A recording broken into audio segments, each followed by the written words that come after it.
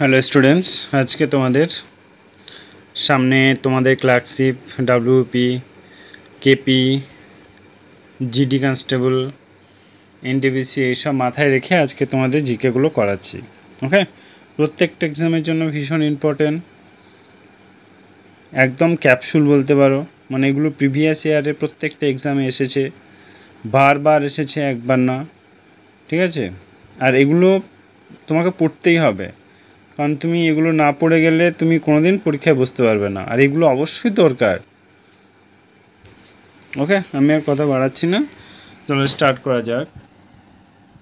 ওই যে ভারতের অর্থব্যবস্থার বাৎসরিক করটি কত সালে শুরু হয়? এটা হচ্ছে 1957 সালে। তারপরে দেখো, প্যাটেন্ট অ্যাক্ট অফ ইন্ডিয়া কত সালে চালু হয়? এটা হচ্ছে 1970 সালে।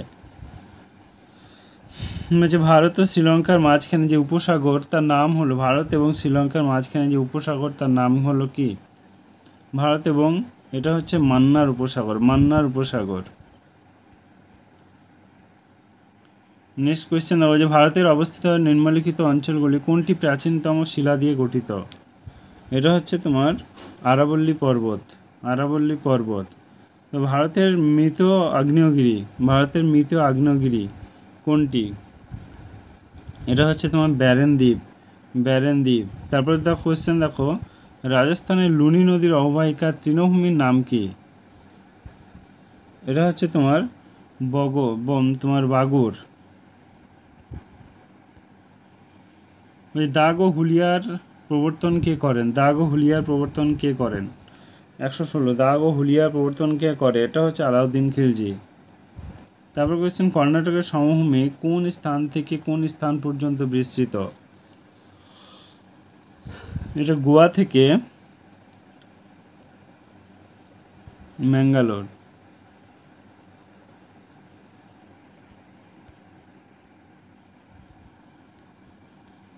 নেক্সট কোয়েশ্চেন দেখো, বলছে কোন পর্বতের দুঢালে দুই ধরনের বনভূমি দেখা যায়? এটা হচ্ছে তোমার পশ্চিম ঘাট পর্বতে। নেক্সট কোয়েশ্চেন, আরাকু ভ্যালি কোথায় অবস্থিত?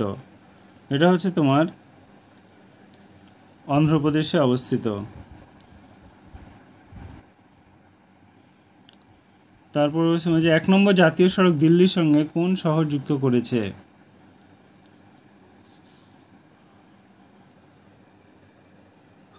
এটা হচ্ছে তোমার শ্রীনগর হবে না, এটা হচ্ছে অমৃতসর। হ্যাঁ, নেক্সট কোয়েশ্চেন দেখো, বলছে মৈকাল পাহাড়ের সর্বোচ্চ শৃঙ্গের নাম কি? এটা হচ্ছে তোমার অমরকণ্টক। বলছে নিচের কোনটি একটি গ্রস্ত উপত্যকার উদাহরণ? বলো, নিচের কোনটি একটি গ্রস্ত উপত্যকার উদাহরণ? এটা হচ্ছে দামোদর উপত্যকা হচ্ছে গ্রস্ত উপত্যকার উদাহরণ। ওকে, নেক্সট কোয়েশ্চেন দেখো, শব্দের কোন বৈশিষ্ট্য বায়ুর তাপমাত্রা পরিবর্তিত হয়? এটা হচ্ছে তোমার তরঙ্গ দৈর্ঘ্য। বলছে একটি চুল্লির উপর হাত রাখলে তাপ পাওয়া যায়। কি হবে এটা? একটি চুল্লির উপর হাত রাখলে তাতে তাপ পাওয়া যায়। এটা হচ্ছে কিছুটা পরিচালন, কিছুটা বিকিরণ দ্বারা। হলদিয়ার শিল্প অঞ্চলটি গড়ে উঠেছে কোথায়? হলদিয়ার শিল্প অঞ্চলটা হচ্ছে পূর্ব মেদিনীপুর।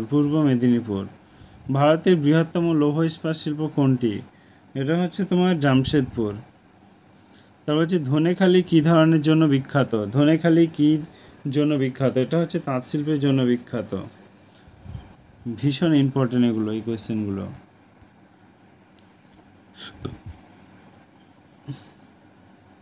তারপর 131 নম্বর, দুর্গাপুর স্টিল প্ল্যান্ট কোন পঞ্চবার্ষিক পরিকল্পনায় স্থাপিত হয়? এটা হচ্ছে তোমার দ্বিতীয় পঞ্চবার্ষিক পরিকল্পনায়।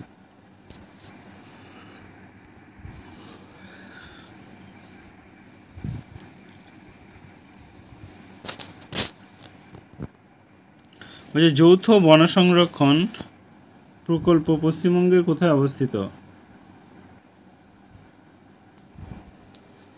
এটা হচ্ছে মেদিনীপুর আরাবাড়ি গ্রামে।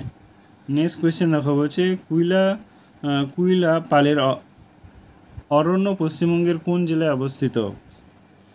এটা হচ্ছে তোমার পুরুলিয়াতে অবস্থিত। বলছে যৌন ক্রোমোজোম ব্যতীত সকল ক্রোমোজোমকে বলা হয় ড্যাশ। কী হবে বলো? এটা হচ্ছে অটোজোম। তারপরে দেখো ডপলারের প্রভাবের কারণ কি? ডপলারের প্রভাবের কারণ হচ্ছে উৎস এবং পর্যবেক্ষণকে মধ্যাকার গতি। তো নেক্সট কোয়েশ্চেন, পশ্চিমবঙ্গের নদিয়া মুর্শিদাবাদ জেলার সংলগ্ন অঞ্চলকে বলা হয় কি? এটা হচ্ছে তো মৃত বদ্বীপ। বলছে স্থানীয়ভাবে কোতাল নামে পরিচিত অরণ্য কোন জেলায় অবস্থিত? এটা হচ্ছে মালদাতে অবস্থিত। কেরালার উপকূল ভূমিকে কি বলা হয়?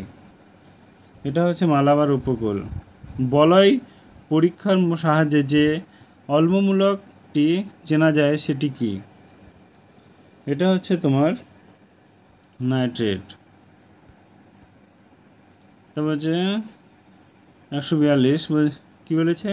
নিম্নলিখিত রশ্মিগুলির মধ্যে একটি ধনাত্মক তড়িৎযুক্ত কণিকা যা তেজস্ক্রিয় বিকিরণের নির্গত হয়। এটা হচ্ছে আলফা রশ্মি। নিচের কোনটি মৌলিক প্রকৃতিতে সর্বদা মুক্ত অবস্থায় পাওয়া যায়? এটা হচ্ছে সোনা।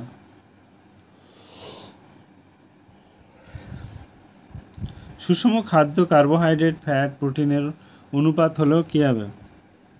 এটা হচ্ছে 1:1:1। চলো আজকে এই পর্যন্তই। যদি ক্লাসটা ভালো লাগে অবশ্যই সাবস্ক্রাইব করে দিয়ে ফ্রেন্ডদের সঙ্গে শেয়ার করে দিও। Thank you.